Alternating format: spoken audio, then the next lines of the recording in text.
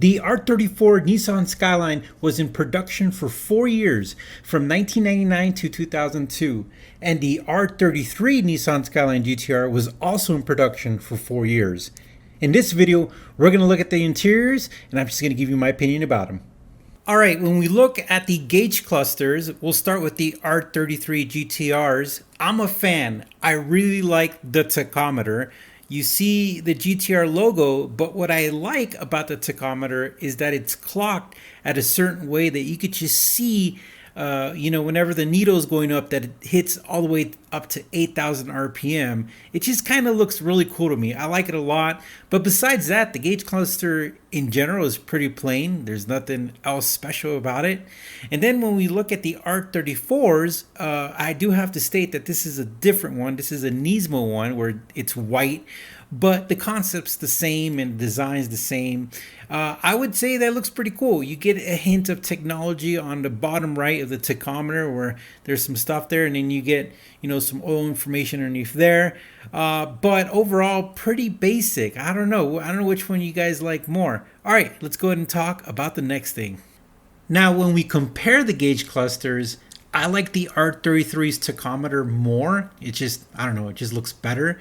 But the overall look of the R34 isn't bad either. It's just I kind of like the tachometer on the R33 a lot. Let's talk steering wheels. The R34 has a better steering wheel than the R33. Let's just put it out there. It has a cooler design, and I like the center. It says GT-R.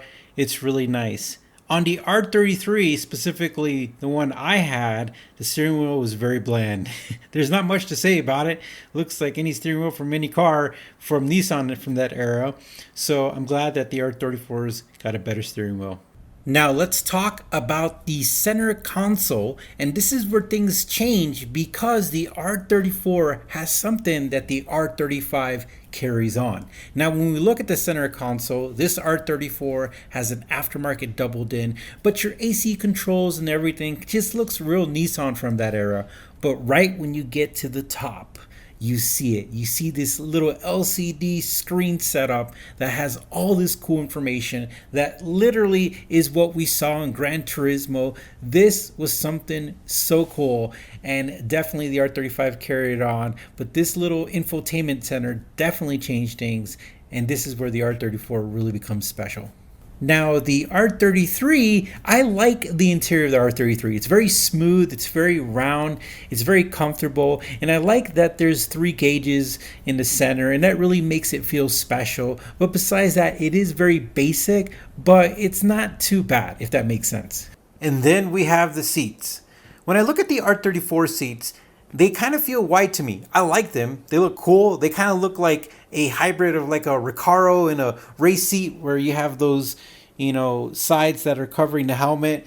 But I like it. It's definitely got like these Batwing type of things on the sides. I don't know how to say it.